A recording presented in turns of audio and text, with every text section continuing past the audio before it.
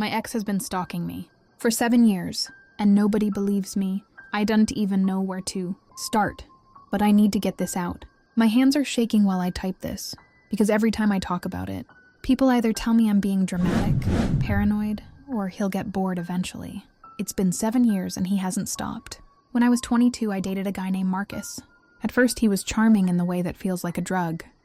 Opening doors, showing up with flowers, texting me good morning before I even woke up. But after a few months, it turned into something darker. He needed to know where I was every second. If I didn't reply within 5 minutes, he'd blow up my phone, then show up wherever I was. I broke up with him after he showed up at my job and accused me of cheating because I didn't text him on my lunch break. He cried, begged, and threatened all in the same breath. I thought it was over. It never ended. The first time I knew something was wrong, I woke up and saw muddy footprints inside my apartment. My door was locked, nothing was missing. But the footprints led right to my bedroom door and stopped. I changed my locks the next day. 2 weeks later, I came home and all my picture frames were flipped face down. I moved. He found me. I deleted my social media. He made fake accounts just to follow my friends. Anytime I tried dating, the guy would get weird texts from random numbers, stuff about me that nobody should know. One of them even got a picture of me sleeping. Yes, sleeping. I went to the police more times than I can count. They told me unless he threatened me directly or actually hurt me, there wasn't much they could do. They suggested a restraining order. But the problem is, he's careful. He never leaves evidence, never texts from the same number twice. Even when I showed them screenshots, they shrugged. Could be anyone. It got worse last year. I started hearing someone breathing outside my bedroom window at night. My dog would bark like crazy. But by the time I looked, nobody was there. Then one night I heard a whisper. I miss you. I don't even remember locking the door.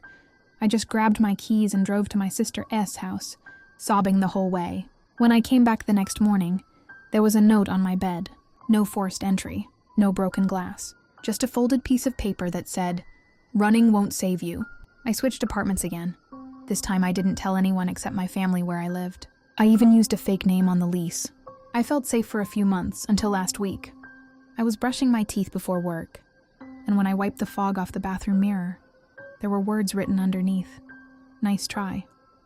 I swear on everything, I had just cleaned that mirror the day before. The handwriting was his. I called the cops again. Same response. No sign of forced entry, no fingerprints, no cameras catching him in the act. They told me I should seek therapy for anxiety. Therapy won't stop the man who still knows where I sleep. Every night I triple-check the locks. Every morning, I half expect to find another note, another picture, another sign that Marcus has been here. Nobody believes me anymore. Friends stopped coming over. My family avoids talking about it. They think I'm feeding into it, giving him power by acknowledging him. But how do you ignore someone who never leaves? Here's the part that makes my skin crawl the most. Last night, I got home from work and my TV was already on. I don't leave it on. The volume was muted. The screen paused on a video of me walking into my apartment earlier that morning. It wasn't from security footage. It was from inside. I don't know how long I can keep pretending everything is okay. I'm exhausted, paranoid, and scared out of my mind. If anything ever happens to me, remember this post. Because Marcus is real. He's still out there.